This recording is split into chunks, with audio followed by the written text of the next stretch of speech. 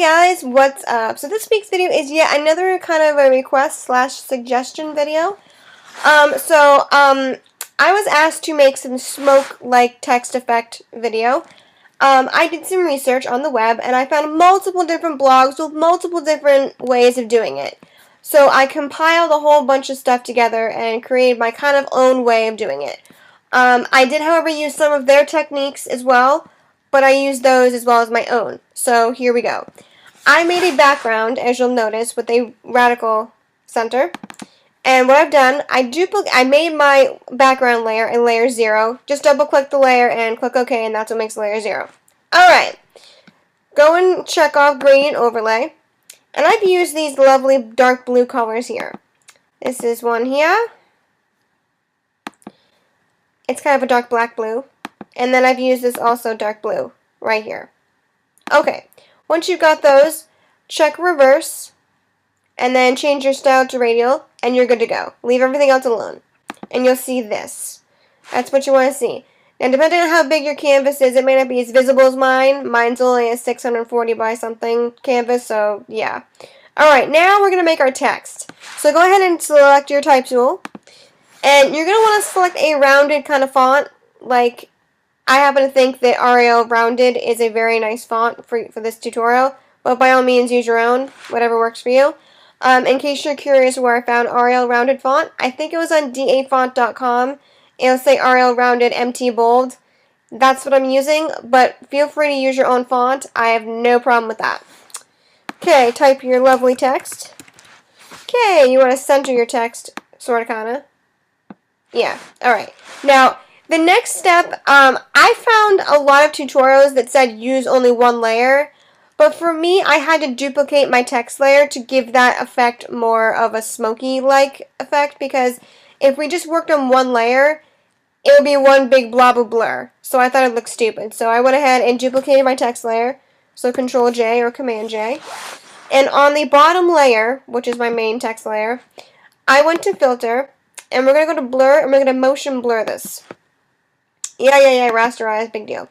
Okay, I've used a 90-degree angle, and my distance is 20 pixels, but you may have to alter that depending upon the size of your text and your document. So 20 to 40 pixels is good. Is a good use. Okay, now you'll notice how the top layer is a bit too bright and doesn't really showcase the blur that much. So for that reason alone, I'm going to drop the top layer opacity down to nearly 50%. Roughly 50%. Yeah, that looks pretty good to me. It's not too blurred, but not too crazy. Alright, now, on both these layers, we're going to then have to go ahead and make a wave, because you want to have a smoky wave, so yeah. Go to Filter and Distort, and select the wave.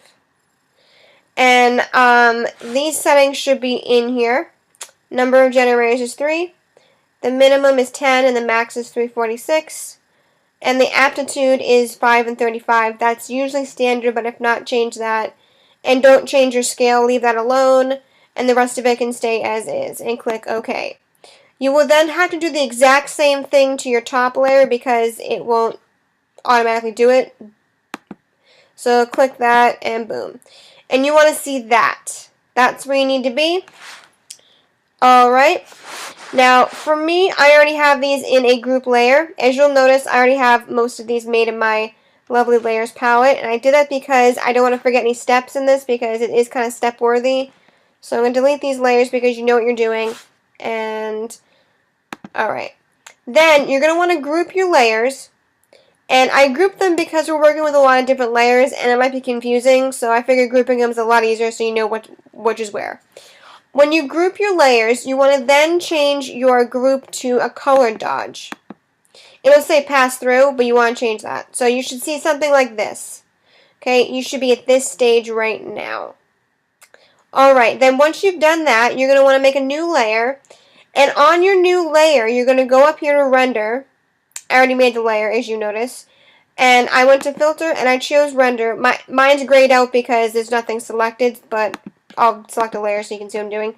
Go to Filter. Oh, actually, I can't because that's not a visible layer. Okay. Go to Filter and go to Render. And you're going to click Clouds. Make sure that black and white are in your swatches when doing this because you want it to be a black and white cloud layer. Okay, once you've done that, change it to color dodge. Basically, color dodge is our friend today, if you haven't noticed already. And then you're going to go up here to layer, and you're going to go over here and layer mask, and you're going to select reveal all. I've already done so that's why mine's grayed out. Yours should not be grayed out. If it is, there's something wrong.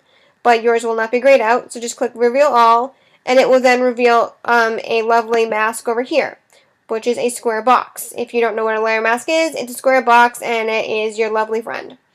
Okay, click on your lovely layer mask thumbnail, and with a large yet soft, very soft brush, black brush, you're going to then erase parts of the cloud layer. You don't want to erase the whole entire thing, but you also don't want to have it covering the whole entire layer. You just want to have a bit of that. As you'll notice here, there's just a few things around the text. That looks good to me, and it should look good to you. If not, you can alter that. Okay, moving forward. I then, after that, going on to our next lovely group layer, I went and downloaded some smoky brushes. Now, I'll provide these smoky brushes for you in the description box below because these particular brushes work extremely well with this particular tutorial. You can go ahead and try your own brushes if you like, but I just think these really showcase the smoke effect quite nicely. Now, I grouped these as well just so I have them by themselves and I know what's what and where. This particular is going to be color dodge yet again. So, I made a new layer inside this group too, and I just chose random brushes and painted them on here. The brush color needs to be white, FYI, just so you can get that lovely effect that you see here. And you can just go ahead and put whatever you want, randomize it, and whatnot. Alright, that's it for the smoke effect, kinda, sorta. But we have one more layer we need to make to really make it stand out. And so below every single layer, except for your background, you're going to want to create a new black layer. So turn your layer to black. Then you're going to go up here to filter. Actually, let me click that and make it visible. And you're going to go over here to, where is it? Oh, crap. Stylize. No. No, texture. My bad. Very sorry. You're going to click on texturizer. Now mine's already there, as you'll see here in the preview section. And you're going to change your scaling to 200 or whatever you think is good. I chose around, I think, 100 or something. Yeah, I think 100 is what I chose. And then you're changing your texture to canvas. And then you're going to have your relief at 4, and then your light top. If you want to change your scaling, you're welcome to. I think I chose around 100 to 3. You could go with 200 if you really want to. I don't know if that would look good to you. If it does, awesome. But I think I used 100 on mine. And then when I did that, I then just left it there at the bottom. And I dropped the opacity, down to 10%. That way it blended in a bit more, and boom. That's it. So that's the lovely smoke text effect. I hope it was enjoyable. I hope it was very informational for you. If you like this video, hit like. If you really, really, really like this tutorial, you're welcome to hit my subscribe button. I love subscribers because you're awesome people. And if you really have if you have some questions, you can comment below. If you've got some cool suggestions or want me to make a video for you as a request, hit me up in the comments below, or you can inbox me on here. I always reply, or I try to anyway. So yeah, thanks for watching, and I will see you all next week. Bye!